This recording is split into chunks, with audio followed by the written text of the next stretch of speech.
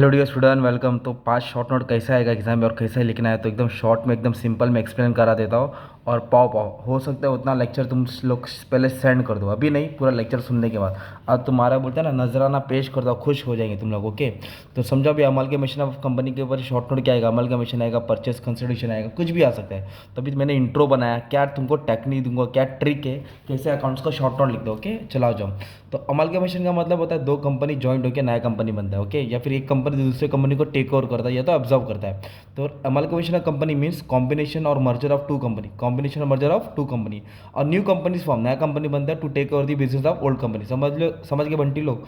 तो amalgamation of company का क्या है, अकाउंटिंग स्टैंडर्ड 14 याद है, एएस 14 ब्लैंक्स में भी आ जाएगा। तो शॉर्ट नोट के साथ ब्लैंक्स भी रिवाइज हो रहा है। तो एक एग्जाम्पल डाल देंगे, ए कंपनी अलग है, बी कंपनी अलग है, दोनों जॉइंट हो गए, तो ये भी न्यू कंपनी बन गया। तो जो पुरानी कंपनी होता है उसको ओल्ड कंपनी बोलते हैं, और ओल्ड कंपनी को बोलते हैं ट्रांसफर कंपनी, और ट्रांसफर कंपनी को वेंडर कंपनी भी बोलते हैं पुराना। और जो नया कंपनी बनता है उसको ट्रांसफरी कंपनी बोलते हैं, जो खरीदता है उसको ट्रांसफरी बोलते हैं, या फिर उसको बोलते हैं परचेज कंपनी।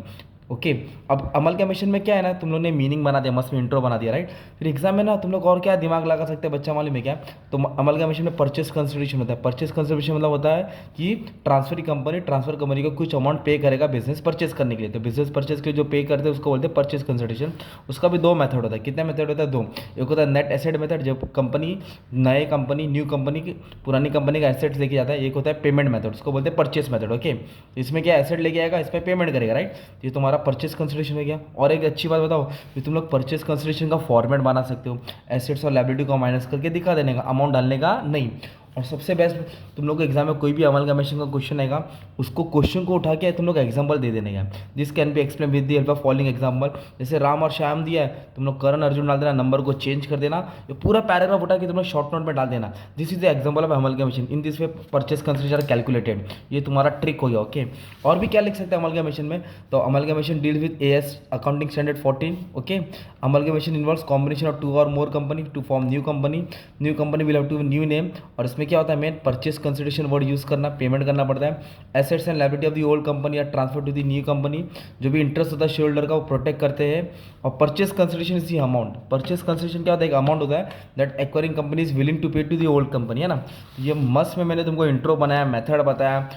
तुम लोग फॉर्मेट बना सकते हो और क्वेश्चन पेपर में क्या लिख सकते हो, क्वेश्चन लिख सकते हो। तो तुमको एक शॉर्ट नोट तैयार कर दिया 5 में, कुछ भी है अमलगमेशन में, ये उठा के डालने का है। अभी जैसे बाकी का भी 4 चैप्टर का मिल जाएगा तो तुम्हारा दिल गार्डन गार्डन हो जाएगा। चलो आ जाओ। तो पाओ पाओ नेक्स्ट टॉपिक है लिमिटेड लायबिलिटी पार्टनरशिप। इसका एक्ट कभी पास होता है, 2008 में पास होता है। ओके, कमेंट में पाओ पाओ कर देना, अगर अच्छा लग रहा है तो बस दुआ में याद रखना। सुनो भी, तो एलएलपी क्या है, ये मिक्सचर है। मिक्सचर मतलब होता है दो चीज़ का मिश्रण है, पार्टनरशिप और कंपनी। पार्टनरशिप जहाँ दो लोग रहते हैं, और कंपनी मतलब बड़ी कंपनी, जॉइंट कंपनी, दोनों का मिश्रण को बोलते हैं एलएलपी। तो limited liability partnership is a hybrid business. Hybrid का मतलब मिक्स होता है बच्चा, हाइब्रिड बोले तो मिक्स, ये वर्ड यूज़ करना। Okay, mixture business structure that combines the benefit of partnership and company, जहाँ दोनों बिजनेस ज्वाइन होते हैं। और एलएलपी का एक एक्ट है 2008। कौन सा एक्ट है, 2008। तो एलएलपी का मेन रूल क्या है, नेचर क्या है, फीचर क्या है। तो LLP charter document is the LLP agreement. Charter का मतलब होता है कानून, मतलब मेन डॉक्यूमेंट, बर्थ सर्टिफिकेट। तो एलएलपी कंपनी का मेन डॉक्यूमेंट क्या होता है, एलएलपी एग्रीमेंट होता है। और जो भी एलएलपी नंबर ऑफ, इसमें मेंबरशिप कितना लिमिट है, मिनिमम 2 मेंबर है, मैक्सिमम नो लिमिट। ये याद रखो, ब्लैंक्स में आएगा, ट्रू और फॉल्स में आएगा। Minimum 2 member, maximum 2, no limit, कोई भी कितना भी आने दो। एलएलपी मेंबर है लिमिटेड लायबिलिटी, इनका कर्जा कम रहता है, इनकी पास लायबिलिटी ज़्यादा होती नहीं है। और LLP can be converted into company. LLP को कंपनी में कन्वर्ट कर सकते हैं, पर कंपनी को एलएलपी में कन्वर्ट नहीं कर सकते। ये ब्लैंक्स में ट्रू और फॉल्स में आता है।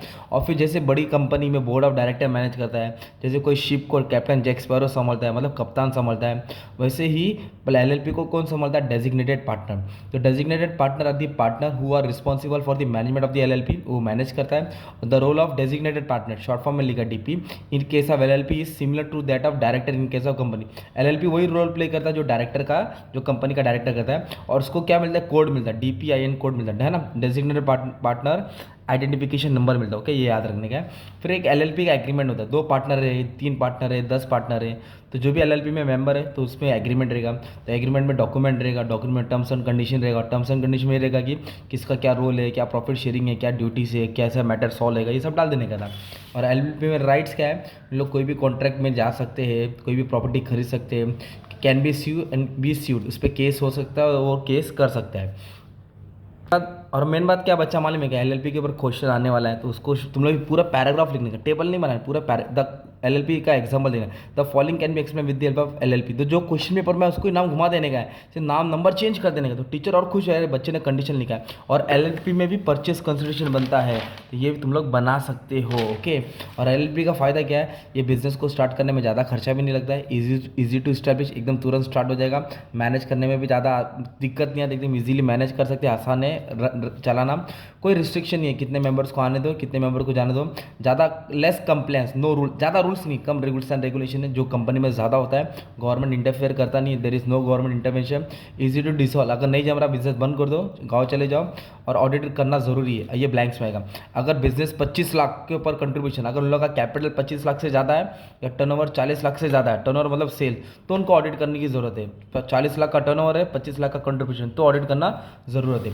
ये हो गया एलएलपी का तुम्हारे लिए मस्त में शॉर्ट नोट बना दिया। एक डिस्टिंग्विश भी आ सकता है एलएलपी और कंपनी, तो आप लोग रीड कर लेंगे तो आ जाएगा, मैंने दोनों सब मिक्स करके बता दिया। अब नेक्स्ट है बच्चा लिक्विडेशन ऑफ कंपनी। मस्त में पढ़ा रहा हूँ, मजा आ रहा है कि नहीं बच्चे लोग, कमेंट कर दो। अभी सुनो, लिक्विडेशन का मतलब होता है कि कंपनी अच्छी खासी चल रही थी, कंपनी पे किसी ने काला जादू कर दिया, किसी ने पनौती लगा दिया, नींबू मिर्ची डाल दिया, कंपनी लॉस में हो गई, कर्जा हो गई, कंपनी डूब गई, कंपनी मर गई, कंपनी को कंगाल कर दिया। तो लिक्विडेशन को अभी ये हिंदी में बोला ना, अभी इंग्लिश में बोलता हूँ। Liquidation of company is the process of closing a company, company को बंद करना, बाय सेलिंग इट्स एसेट, तो कंपनी को बंद करते बाद कंपनी का एसेट्स को बेचा जाता है, पेइंग ऑफ डेप्स, डेप मतलब कर्जा चुकाते हैं, एंड डिस्ट्रीब्यूटिंग एनी रिमेनिंग, कुछ बचा तो बांटेंगे किसको, इक्विटी शेयरहोल्डर को। एकदम मस्त मीनिंग दिया ना भाई, 4 लाइन याद कर लो। Liquidation of company is the process of closing a company by selling its asset, paying off debt and distributing only any remaining to equity shareholder. और जो ये बंदा हिसाब किताब करता है उसको लिक्विडेटर बोलते हैं। और लिक्विडेटर एक पर्सन है, कौन अपॉइंट करता है, कंपनी अपॉइंट करती है, उसको कंपनी दावत पे बुलाती है, भाई आओ हिसाब किताब करो, हमारी कंपनी मतलब वो ख़त्म करो भाई, to look after the process of liquidation of company, जो हमारा दिवाला निकल गया उसका हिसाब किताब लगाओ, राइट। तो ये लिक्विडेटर होता है जो कंपनी अपॉइंट करता है, जो हिसाब किताब देखेगा। और लिक्विडेटर क्या करेगा, फ्री में काम करेगा क्या भाई, उसका अब्बा का दुकान है क्या, उसका खाला का है क्या, उसका मामा का है, नहीं, वो अपने काम के लिए क्या चार्ज करेगा, कमीशन, कमीशन को बोलते हैं रेम्यूनरेशन फॉर हिज वर्क। और रेम्यूनरेशन किस पे चार्ज करेगा, जो एसेट वो रियलाइज करेगा, जो एसेट बेचता है। और फाइनल स्टेटमेंट ऑफ अकाउंट इस डॉक्यूमेंट प्रिपेयर बाय लिक्विडेटर। तो लिक्विडेटर क्या बनाएगा, फाइनल स्टेटमेंट बनाएगा, उसको बोलते हैं रिसिप्ट एंड पेमेंट, कितना पैसा आया और कितना कर्जा गया। ओके, आप लोग ने सम भी सॉल्व किया है, तो इस तरह तुम्हारा मीनिंग इंट्रो बनते जाएगा। फिर वही आइडिया बोला ना यार, क्वेश्चन पेपर में आएगा ना, ये ऊपर की लाइन लिख देना, ए बी है, इधर डाल देना XYZ कंपनी लिक्विडेड हो गया, फिर ये पूरी कंडीशन डाल देने का। टेबल मत बनाओ, टेबल को पैराग्राफ में बनाओ, this is the example of liquidation of company, statement of liquidator क्या बनाता है, इस तरह तुमको दिमाग लगाना है। जो तुमने सम प्रैक्टिस किया उसका इस्तेमाल करो ना बंटी लोग, टेंशन क्यों ले रहे हो। तो final statement of account is the document prepared by liquidator. तो इसमें क्या बनाता है, कंपनी एसेट्स और लायबिलिटी देखता है, अमाउंट ऑफ मनी रियलाइज मतलब बेच के कितना पैसा आया, एसेट बेच के कितना पैसा आया, amount of money distributed to creditor and share holder, कर्जेदार को कितना दिया और जो बचा शेयर होल्डर को कितना मिला, रिमेनिंग अमाउंट। और लिक्विडेशन में सबसे पहले बाइंडिंग ऑफ पेटिशन, पहले पेटिशन डालेंगे कोर्ट में, भाई हमको बंद करना है, फिर लिक्विडेटर को अपॉइंट करेंगे, स्टेटमेंट ऑफ अफेयर बनाएंगे, एसेट्स को रियलाइज करेंगे, फिर डेब्ट को देंगे, कर्जा को देंगे, फिर शेयर होल्डर को देंगे, फिर फाइनल स्टेटमेंट बन के बिजनेस को खत्म करते हैं, ताला मार देते हैं। ओके, बस में तुम्हारा ये भी लिक्विडेशन ऑफ कंपनी हो गया। अब ये लिस्ट है ना भाई, ये ब्लैंक्स में आता है 1-2 मार्क्स के लिए, और ये जिसने याद किया वो जीत गया। ओके, तो ABCDEFGH, तो उल्टा चालू करता हूँ। एच में क्या आएगा, डेफिशिएंसी और सरप्लस। डेफिशिएंसी मतलब नहीं बचा, सरप्लस मतलब एक्स्ट्रा पैसा बचा। ओके, जो भी पैसा बचता है। एफ और G, F for preferential holder, equity holder है ना, FG preference share, equity share, preference share, equity share. फिर CDE, सी में क्या आएगा, प्रेफरेंशियल क्रेडिटर, पहला कर्जेदार, फिर डिबेंचर बाय फ्लोटिंग, फिर अनसिक्योर क्रेडिटर। तो याद रखो, preferential creditor, debenture, unsecure, preferential, debenture, unsecure. इधर आएगा एसेट्स नॉट स्पेसिफिकली प्लेज, जिस पे कोई गिरवी नहीं है, एसेट स्पेसिफिकली प्लेज, जिस पे गिरवी है। तो लिस्ट A जिस पे कोई एसेट गिरवी नहीं है, B पे गिरवी है, फिर प्रेफरेंशियल क्रेडिटर, फिर डिबेंचर, फिर अनसिक्योर क्रेडिटर, फिर प्रेफरेंशियल होल्डर, फिर इक्विटी होल्डर, डिफरेंशियल सरप्लस। ये तुम्हारा हो गया लिक्विडेशन कंपनी का। मस्त में शॉर्ट नोट तैयार कर दिया, भेजे में दे दिया। अब नेक्स्ट है under writing of shares and debenture.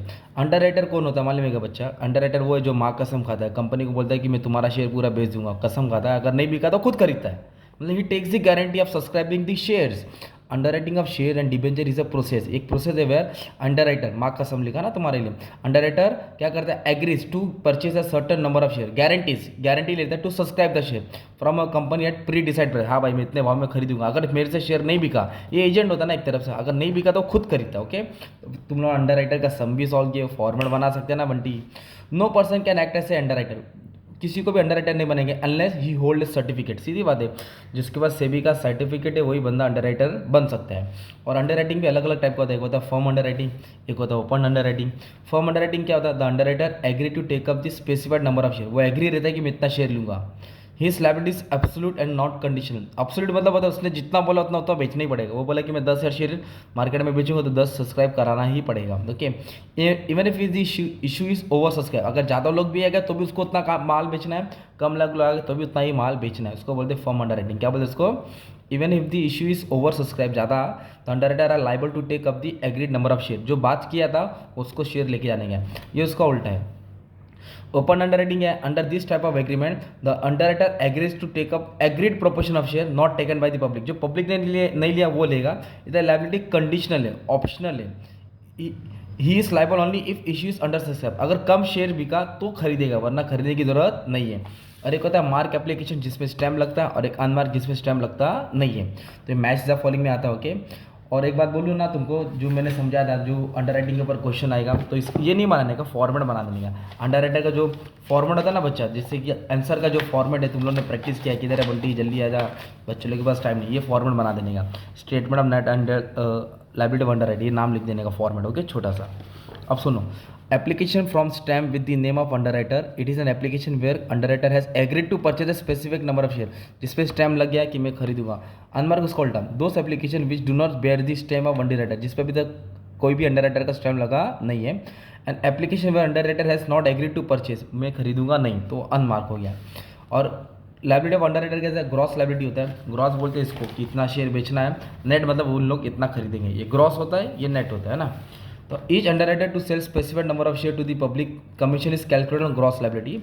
Net liability क्या है, this refer to the number of share to be taken by each underwriter when public has not subscribe, जब पब्लिक सब्सक्राइब नहीं करती है तो उसकी नेट लायबिलिटी आती है, और ये ग्रॉस तो उसको लेना ही पड़ता है, और इसको कमीशन मिलता है, तो इक्विटी शेयर पर 2.5% मिलता है और मैक्सिमम कमीशन 5% है, मतलब अंडरराइटर को 5% ज़्यादा कमीशन मिलती है नहीं है। और कमीशन हमेशा इशू प्राइस पे आता है, किस पे आता है, commission is always calculated on issue price. Issue price का मतलब क्या होता है, अगर 10 का शेयर है, प्रीमियम 2 रुपया, तो 12 रुपये पे उसको कमीशन मिलेगा, 12 रुपये पे क्या मिलेगा, कमीशन।